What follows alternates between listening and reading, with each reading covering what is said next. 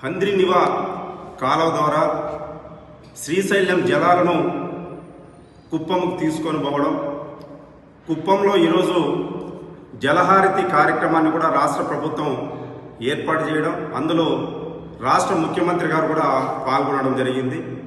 ఈ హంద్రీనివా నీటిని కుప్పానికి తీసుకొని పోవడాన్ని భారత కమ్యూనిస్టు పార్టీ సిపిఐగా మేము పూర్తిగా స్వాగతిస్తున్నాం. రాష్ట్ర ప్రభుత్వానికి అభినందనలు తెలియజేస్తున్నాం.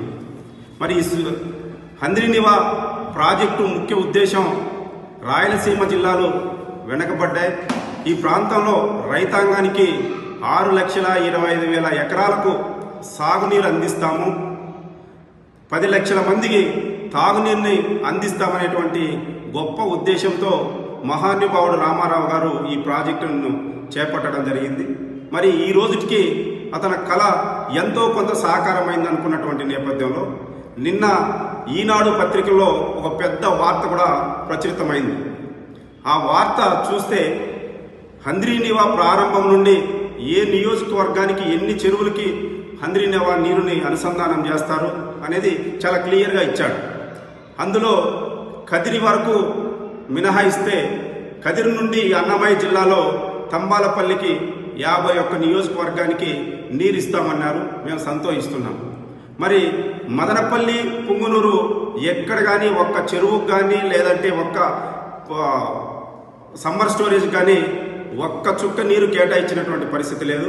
తంబాలపల్లి నుండి డైరెక్ట్గా పొలంనేరుకి తీసుకెళ్లడం, పొలంనేరులో 51 చెరువుకి అనుసంధానం చేస్తామని, ఆ తర్వాత కుప్పంలో 66 చెరువులకి అనుసంధానం చేస్తామని పెద్ద స్టేట్మెంట్ కూడా రావడం జరిగింది. దీనిపైన భారత కమ్యూనిస్టు పార్టీ సిపిఐ మదనపల్లి నియోజకవర్గ తరపున మేము అడుగుతున్నాం రాష్ట్ర ప్రభుత్వాన్ని, స్థానికంగా ఉన్నటువంటి ఎమ్మెల్యే గారిని. మరి ఈ హంద్రీనివా ప్రాజెక్టులో మదనపల్లికి ఏమన్నా మినహా ఇచ్చారా? మినహాయింపు లేకపోతే మేమందరం కూడా ప్రజలు కాదా? ఈ ప్రాంతంలో ఉన్నటువంటి వాళ్ళు రైతాంగం కాదా? ఇదే ప్రాంతంలో కాలం వెళ్తున్న పక్కనే ఉన్నటువంటి చిప్పిలి సమ్మర్ స్టోరేజ్కి నీళ్లు వదలడం లేదు.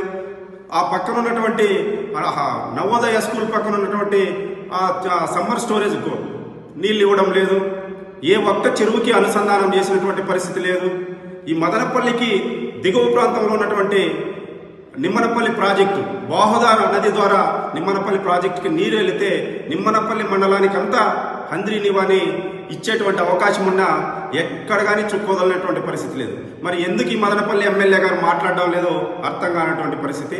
మదనపల్లి ప్రజలకు, పొంగునూరు ప్రజలకు ఎందుకు మీరు కట్టారో రాష్ట్ర ప్రభుత్వం, స్థానికంగా ఉన్నటువంటి ఎమ్మెల్యే గారు సమాధానం చెప్పాలి. మీరు రాజకీయ క్రీడలుంటే మీరు బయట చూసుకోండి. మీకున్నటువంటి వ్యక్తిగత సమస్యలుంటే వాటిని ప్రజల మీద రుద్దద్దనేసి సిపిఐ పార్టీగా మేము డిమాండ్ చేస్తున్నాం. పక్కన పొంగునూరులో వైఎస్ఆర్ కాంగ్రెస్ పార్టీ అధికారంలో ఉంది. అక్కడ వాళ్ళ ఎమ్మెల్యే ఉన్నారని మీరు కట్టారేమో.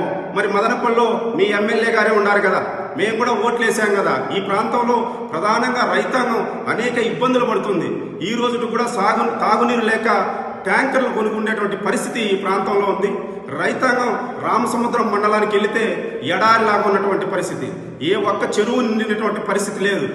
రైతు బోరు వేస్తే 1500 అడుగులు బోరు దెప్తు దింపితే చుక్క నీరు అందటువంటి నేపథ్యంలో మరి మదనపల్లి నియోజకవర్గానికి హంద్రీనివా నీటితో అనుసంధానం చేయమంటే ఎంత దుర్మార్గంగా ఉంటుందో ఒక్కసారి ప్రజలు కూడా ఆలోచించాలి. ఇప్పటికైనా మదనపల్లి ఎమ్మెల్యే గారు స్పందించాలి. ఆ వచ్చినటువంటి వార్త వాస్తవమా కాదా అనేది దానిపైన అతను స్పందించి వివరణ ఇవ్వాలి.